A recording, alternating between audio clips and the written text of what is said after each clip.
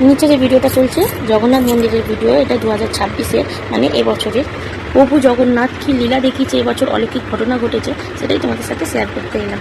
আমি যাইনি, আমিও ফোন দিয়ে টিভিতেই ঘটনাটা শুনেছি, তাই তোমাদের সাথে শেয়ার করতে চলে এলাম। না কি হয়েছে, এবছর পুরীতে 50 লক্ষ লোক হয়েছে। আর এবছর রথেও খুব বৃষ্টি হয়েছে। প্রত্যেকটা ভক্তরা ভিজে ভিজে জগন্নাথ প্রভুকে দর্শন করতে গেছে। কেউ ছাতা মাথায় নিয়ে, কেউ ভিজে ভিজে প্রভুকে দেখবে বলে গেছে। এদিকে প্রভুর কি লীলা দেখো, মাসির বাড়ির উদ্দেশ্যে জগন্নাথ প্রভু কিন্তু যায়নি। এই সিংহদুয়ারে একভাবে 40 মিনিট ধরে দাঁড়িয়েছিল, মানে কেউ তাকে টানিয়ে বার করতে পারেনি, রথ টেনে বার করতে পারেনি, মানে রথেও ওঠেনি। যে রথে ওঠার জন্য তার আগে যে বার করে প্রভুকে থেকে মন্দির থেকে, সেই মন্দির সিংহদুয়ারে গেছেই প্রভু দাঁড়িয়ে আছে, রথেও প্রভু ওঠেনি।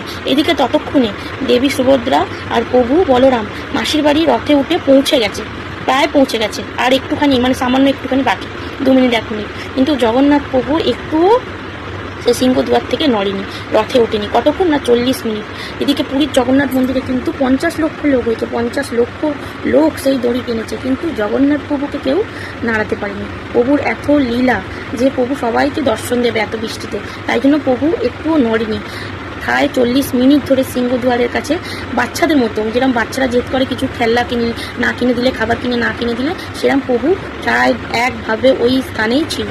আর প্রভুর যে মুটুকটা থাকে, যেটা দুলিয়ে দুলিয়ে বার করতে হয়, প্রভু মুটুকটা দোলে প্রভু, ওই মুটুকটা অবধি প্রভু নিজের মাথায় রাখেনি, মুটুকটাও পড়ে গেছে, মানে প্রভুকে যেন সবাই দেখতে পায়। মুটুকটা পড়ে থাকলে প্রভু পেছন দিকটা ঢাকা পড়ে যায়, দেখা যায় না। মুটুকটাও প্রভু নাড়িয়েছে, এবছর খুলে গেছে নাড়াতে, প্রতি বছর থাকে কিন্তু এবছর খুলে গেছে, শুধু তুলসী পাতা দিয়ে ঘেরা ছিল। যেহেতু প্রভু তুলসী পাতা পছন্দ করে, তাহলে এটা অলৌকিক ঘটনা হ্যাঁ কি না তোমরাই বলো। জয় জগন্নাথ, রাধে রাধে।